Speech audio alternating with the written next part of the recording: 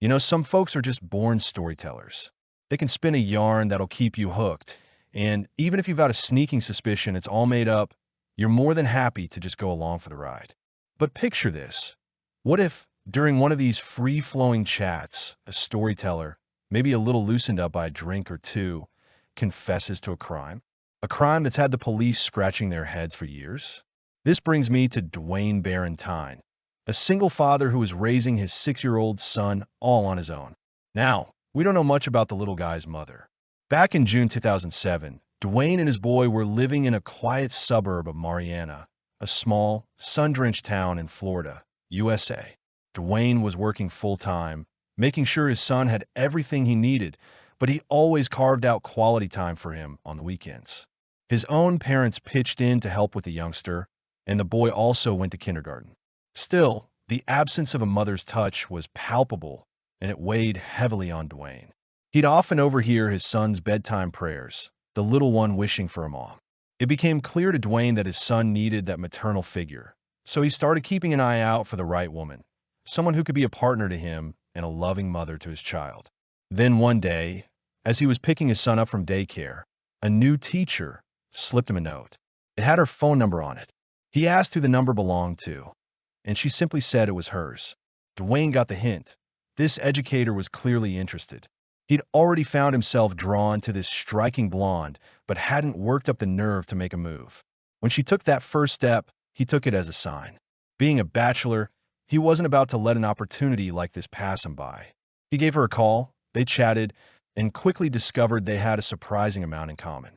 The caregiver, Tasha Morton, was a beautiful and genuinely sweet woman who, in Dwayne's eyes, seemed like she could be the perfect mother for his son. This single dad felt a strong connection, believing Tasha was a fantastic prospect for building a serious relationship. As it turned out, she was a single mom too, having just recently relocated to their town with her own 6-year-old daughter, Lexi. At the time, Tasha was 31 years old. She'd landed the job as a kindergarten teacher and was excelling at it. And, as fate would have it, the feelings these two lonely hearts had about parenting aligned perfectly. Once Dwayne and Tasha began dating, their children naturally started spending time together. Tasha's daughter and Dwayne's son, being the same age, clicked instantly and became fast friends. Lexi even charmingly asked the man if he would become her daddy. It was such a touching offer, Dwayne couldn't possibly say no. Tasha's daughter was from a previous marriage, a topic Tasha was very guarded about. She was quite reserved and generally didn't share much about her past, but in those early stages of their romance, this didn't pose a problem for the budding couple. In just a couple of weeks, Lexi was calling Dwayne daddy, and he, in turn, developed a sincere affection for his new loved child. Tasha also bonded wonderfully with his son, so it wasn't a huge surprise when they soon decided to move in together, blending their lives into one big family under Dwayne's roof. The man was absolutely smitten with his new partner. She was an incredibly beautiful and passionate woman who had a knack for showing her love in countless small, thoughtful ways that truly touched him. It really looked like these two had found their perfect match, with a bright and happy future stretching out before them.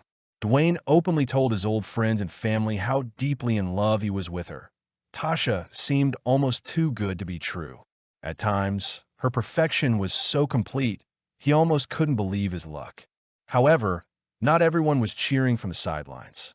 Dwayne's mother expressed her concerns, cautioning him that their relationship was moving at lightning speed and that he'd rushed into living with this woman. In her view, they really needed to take more time to get to know each other and test the strength of their feelings. But Dwayne was so blissfully happy, he didn't pay much heed to his mother's advice.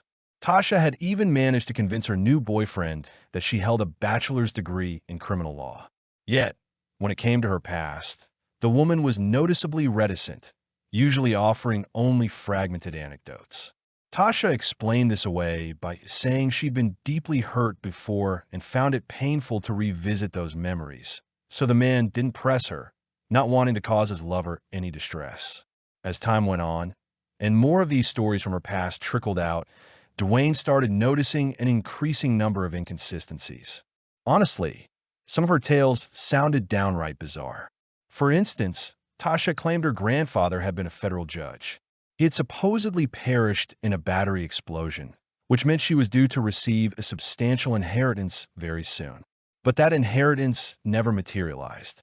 This kind of information proved impossible to verify online, despite the fact that such a high-profile incident should have been easily searchable. The longer the couple cohabited, the more Dwayne got the feeling that Tasha was concocting stories about her life, almost making them up on the spot. This started to alarm the man. He couldn't shake the feeling that he didn't truly know the person he was building a life with and entrusting his son to. So, he decided he needed to uncover her past and began to do some digging. His primary concern, above all, was how this might impact his son, so the responsible father decided it was prudent to take some precautions. While scouring the internet, Dwayne learned that Tasha's first marriage had been to a man named Mitch Camp, but it turned out that Mitch wasn't her only husband.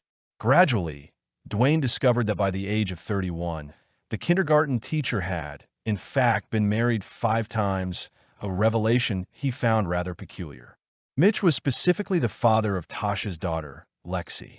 When the man finally managed to have a conversation with his beloved about this, she dismissed her first marriage to Mitch as more of an accident, a youthful mistake. She claimed she'd viewed her former spouse more like a friend and hadn't harbored any deep, romantic feelings for him. No matter how hard her new boyfriend tried, he couldn't find any trace of Lexi's father, Mitch Camp, to learn more about Tasha from him. It was as if her first spouse had simply vanished into thin air. According to his lover, she hadn't heard anything about her daughter's biological father for several years and hadn't made any effort to contact him, which also struck Dwayne as odd. Eventually, the man managed to track down one of his partner's previous husbands, a fellow named Keith Jones. They arranged to meet and have a chat. The ex-husband generally spoke positively about Tasha, though he did confirm that his former wife had been reluctant to share details of her past with him. In doing so, she'd spun many questionable stories, essentially weaving fairy tales. But then, he revealed something that Dwayne had never heard before, and it hit him like a ton of bricks. Keith admitted that his ex-girlfriend had once told him about her involvement in the murder of one of her ex-husbands. And this, understandably, sent a shockwave through Dwayne. According to Jones, Tasha had had a bit too much to drink that night, and her tongue had loosened considerably. As Tasha's story went, one of her exes, she didn't specify which one, had raped both her and her daughter. Tasha couldn't let this violation go unpunished. At that point, she was already married to another man, Greg Morton. She confided in Greg about what had happened, and her husband, understandably, flew into a rage. But instead of reporting Mitch to the police and seeing him jailed, they decided to take matters into their own hands and orchestrate the crime themselves. Together, they meticulously planned the rapist's murder. Tasha allegedly lured him to her new home, a place he was eager to visit. Greg was waiting there and, upon the abuser's arrival, shot him multiple times in the heart. Keith, however, hadn't believed his wife's story at the time.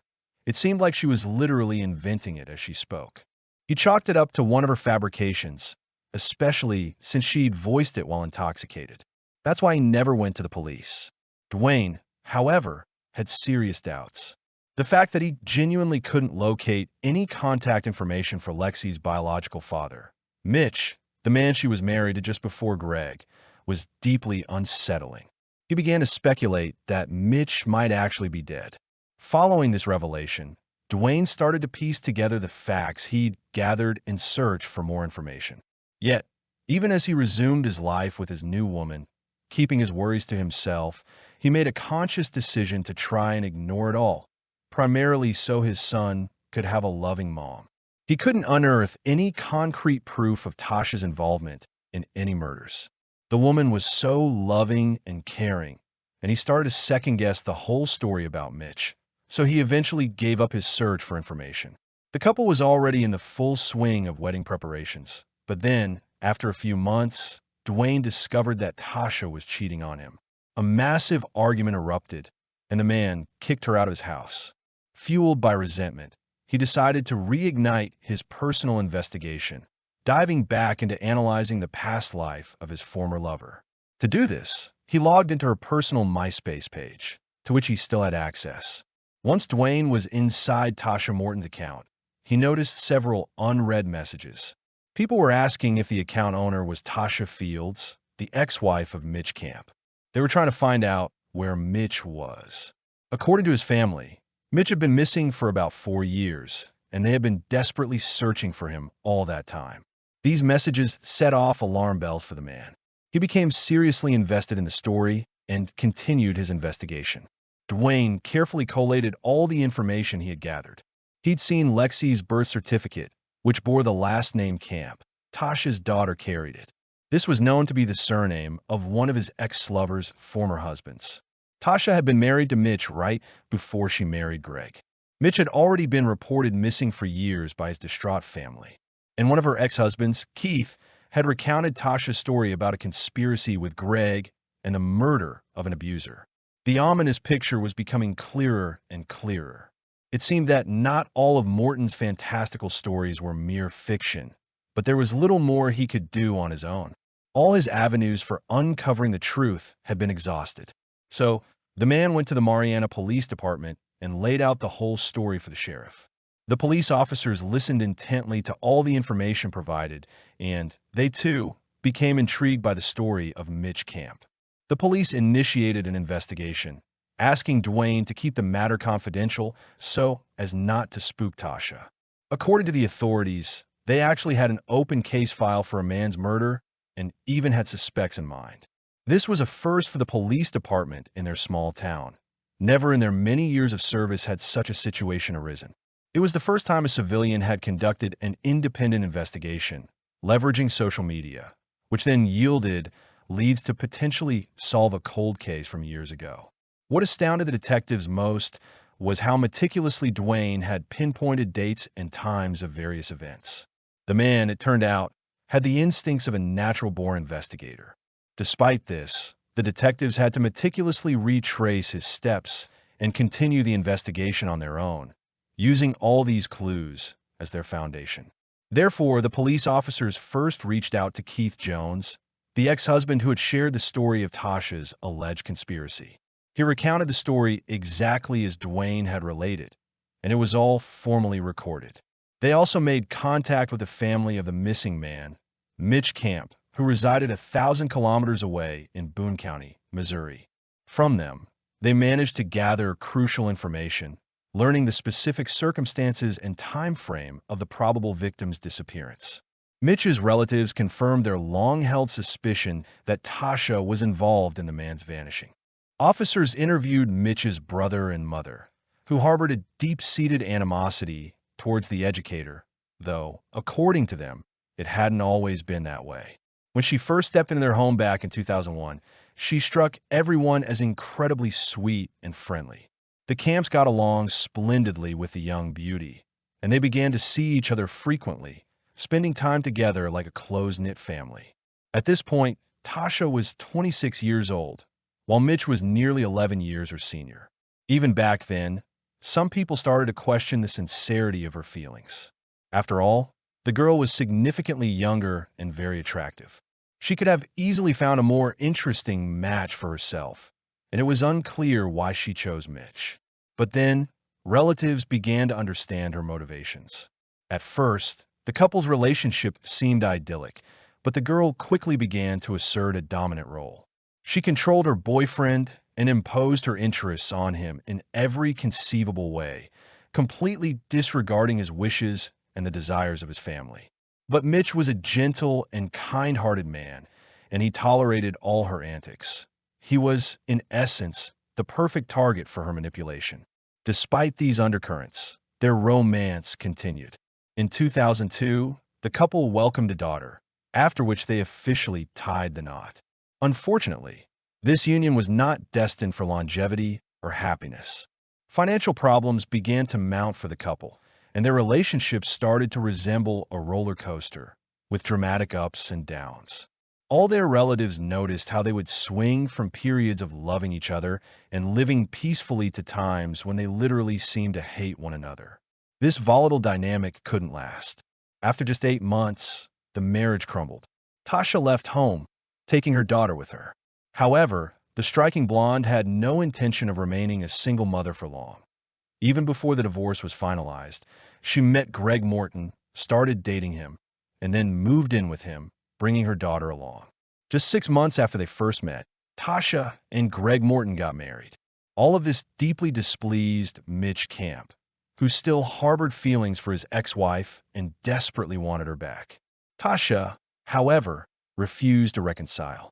So, Mitch decided to pursue shared custody of his daughter and filed a petition in court. The man formally notified his ex-wife of his intentions, which made her absolutely furious. Mitch even threatened to seek full custody of their daughter. He mentioned this during a conversation with his brother in August 2004, also admitting that during their last encounter, Tasha had struck him and spat at him. Just 2 weeks after that conversation, the man vanished without a trace. The brother attempted to contact Tasha to inquire about Mitch. He knew the couple had been embroiled in a serious conflict over the custody arrangements following their divorce and assumed she might know his whereabouts. However, the woman denied any knowledge of where he was and subsequently began ignoring all calls and messages from the missing man's family. Meanwhile, she was reportedly paying her bills using funds from Mitch's bank card, a fact that further incensed his family. The missing person could not be located, so Mitch's family had no choice but to contact the Boone County Sheriff's Department. Unfortunately, the search for the missing man yielded no results. The man had, quite literally, vanished without a trace. The investigation hit a dead end, and the case file ended up gathering dust in the archives, essentially untouched. The investigators were unable to find any information or concrete proof that Tasha and Greg were involved in Mitch's disappearance, let alone his murder. It had been approximately 4 years when, in 2008, a detective in Missouri finally received a significant lead. It was during this period that Dwayne had shared his story with members of his city's police department. However, aside from the testimony of the witness, Keith, the detectives had very little to go on. At that point, the police strongly believed that Mitch was no longer alive. For 4 long years, there had been no activity on his bank accounts, his phone number, or his social security number. The police had no body, no murder weapon, and even pinpointing the crime scene was now an impossible task. Ideally, they needed a confession. They needed to speak directly with the likely perpetrator of what had happened. So, investigators set out to find Tasha, who at that time was using the last name Fields. When the police finally tracked her down, she was in Dickinson, Texas, and they invited her to come in for questioning. When the woman first arrived at the police station, she stated her willingness to cooperate fully with law enforcement. Crucially, Tasha was not informed that investigators knew about the murder story she had told Keith Jones. According to the former caregiver, she wasn't surprised that Mitch Camp was missing because, in her words, he had a bad temper, and someone might have sought revenge against him. When questioned about her second husband, Greg, she claimed that she had been divorced from him for a long time, had minimal contact, and knew nothing about his current situation. Tasha also vehemently denied having anything to do with the disappearance of her first husband. But the investigators felt they were on the right track and didn't buy her story. They continued to press the woman, hoping to elicit a confession. Detectives decided to delve deeper into the character of the likely killer. From her initial statements, Tasha tried to portray Greg Morton as an ordinary, unremarkable man. But the more questions the detectives asked, the more sinister Greg became in her descriptions. It started to sound like he was someone to be genuinely afraid of. Tasha began to depict him as an aggressive, hot-tempered individual who was capable of inflicting pain, and who did so willingly. Officers managed to get the woman talking. She eventually admitted that Greg Morton had indeed killed Mitch Camp. According to her account, her first husband, Mitch, had come to their home one day to discuss custody arrangements for their daughter while Tasha herself was away. A heated argument erupted between the two men, which quickly escalated into a physical fight. That's when her new spouse, Greg, pulled out a gun and shot her ex-husband several times in the chest. This, she said, happened in August 2004. She knew there was a potential for conflict between the husbands, as Greg was extremely jealous and suspected his wife of cheating on him with her ex. According to Tasha, she had even envisioned such an outcome, but had hoped it wouldn't actually come to pass. Fortunately, she claimed neither she nor her daughter was at home at the time of the crime. She swore to the police that she was not involved in the murder. She insisted she didn't coax Greg or turn him against her ex. According to her version, she only found out about everything when Greg confessed to her. He apparently described in detail how he had shot her ex-husband and where, and how he had disposed of the body. Tasha then shared information about where Mitch's body might be found. The remains of the missing man were supposedly on the killer's old farm, but the exact location she claimed she didn't know. It was a vast plot of land, about 15 acres, which had been sold 6 months after the crime. The old house on the property had since been demolished, and a new one constructed elsewhere on the land. Reconstructing the original crime scene was impossible, and this significantly complicated the search for the body. Despite Tasha's insistence that she wasn't involved, the detectives harbored strong doubts, particularly because of Keith Jones's story, in which Tasha was clearly present at the crime scene and had even lured her ex-husband to the spot where the killer lay in wait. This conflicting story needed to be thoroughly investigated, but none of it could proceed without finding a body. Nevertheless, Tasha actively cooperated with law enforcement officials. She even agreed to travel with detectives from Florida all the way to Missouri, where a search party was gearing up to find the body of the missing man on the farm property. Once there, she appeared very disoriented, as the environment had changed dramatically in the intervening years. Everything had been rearranged. Another family now lived on the farm, completely unaware that a human body might be hidden somewhere on their land. At one point, while walking around the property, the woman zeroed in on the spot where her ex-husband's old house used to stand. Those structures had long since been torn down, but she pointed to the location with a great deal of confidence. However, despite her indication, police officers equipped with special ground-penetrating radar and other equipment couldn't find anything in that area. This led them to suspect the witness might be lying. According to the detectives, Tasha must have known the precise location of her ex-spouse's body. The search for the body on the farm continued. The searchers put in a tremendous amount of labor-intensive work, but still came up empty-handed. Following this frustrating failure, and after 5 grueling weeks of hard work, the suspect was brought in for re-interviewing. The officers significantly increased the pressure on her. It was no wonder, really. By that point, they had excavated a huge area of land but hadn't found a single lead. It was after this intensified questioning that Tasha suddenly remembered that a large hole had been dug on the farm, but her husband Greg had buried something in it shortly after he told them about the murder. Tasha was even able to pinpoint this hole on a map and suggested it was exactly what they were looking for. The police immediately acted on this new information and focused their efforts on this specific location. After only half an hour of digging, the searchers unearthed human remains wrapped in a tarp.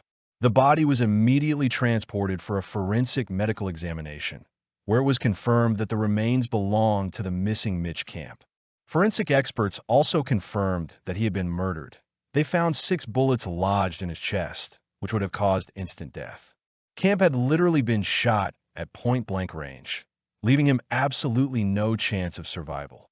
3 weeks after the discovery of the missing man's remains, police arrested Greg Morton in St. Louis and charged him with first-degree murder. Investigators were confident that he would then turn on his ex-wife, Tasha, whom they strongly believed was also a key figure behind the crime. However, Greg remained stubbornly silent.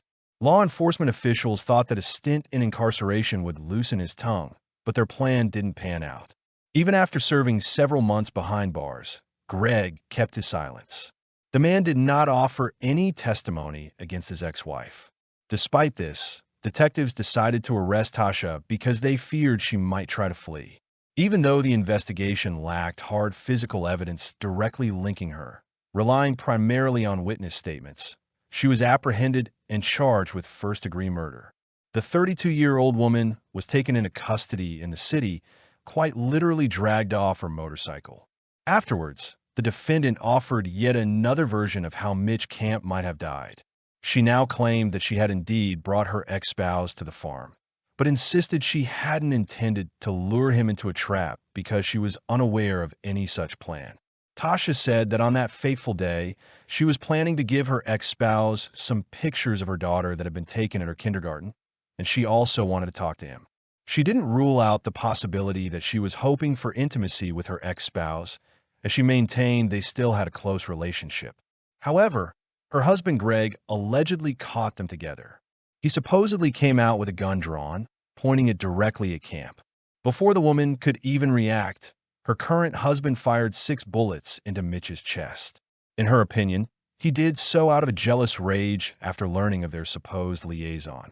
After the smoke from the shooting cleared, Greg allegedly pinned his spouse against the wall and told her that she had provoked him. And he insisted she was responsible for Mitch's death.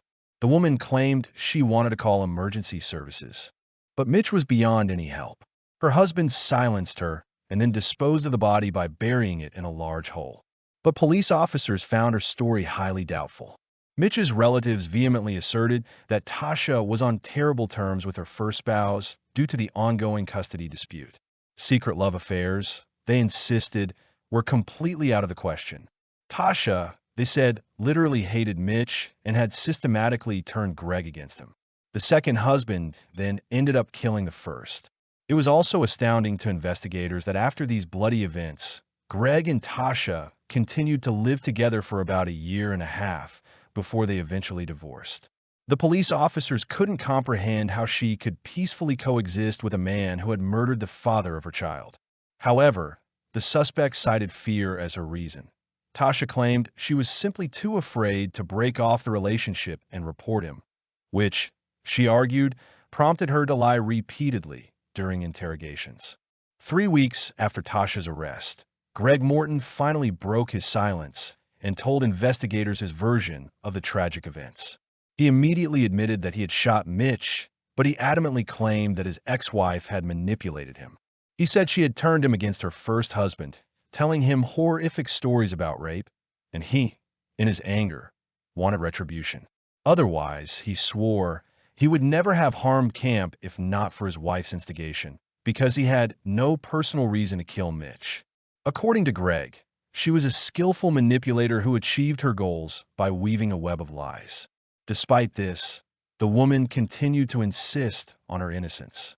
In June 2010, almost 6 years after Mitch's disappearance, the trial of his ex-wife began. At the trial, there was a fervent debate surrounding the murder that had occurred. Tasha's lawyers passionately insisted that she was the victim of an abusive relationship, painting Greg as an aggressive man who had killed her first husband and then forced her into silence under threat of violence. Greg's defenders, on the other hand, argued vehemently that Tasha was the true architect of the murder. They claimed she conspired with her second husband, who loved her dearly, to kill the first spouse who threatened to take her daughter away from her. She essentially forced him to do it to protect what she perceived as their family. Eventually, they argued, he realized the grave mistake he had made, but by then it was too late, and he divorced the manipulative Tasha. The defendant maintained to the very end that she was not involved in this crime, but the prosecutor's office was convinced that it was the woman's manipulation that directly led to the tragic outcome. The key piece of evidence was the confession of Greg, the perpetrator of the murder, who agreed to a plea bargain with the prosecution. In exchange for a reduced charge of second-degree murder, he testified against his ex-wife, which ultimately resulted in him receiving a 19-year prison sentence. The prosecution believed that Tasha told her husband about an alleged rape, after which he became enraged and was ready to tear Mitch to pieces. However, Tasha denied at trial that she ever told Greg about any such incident. According to Greg, his spouse herself put the gun in his hand and directed him to go after Mitch. She persuaded her second husband to shoot him as soon as she brought Mitch onto the farm property. The man complied. After several shots, Camp was still showing signs of life.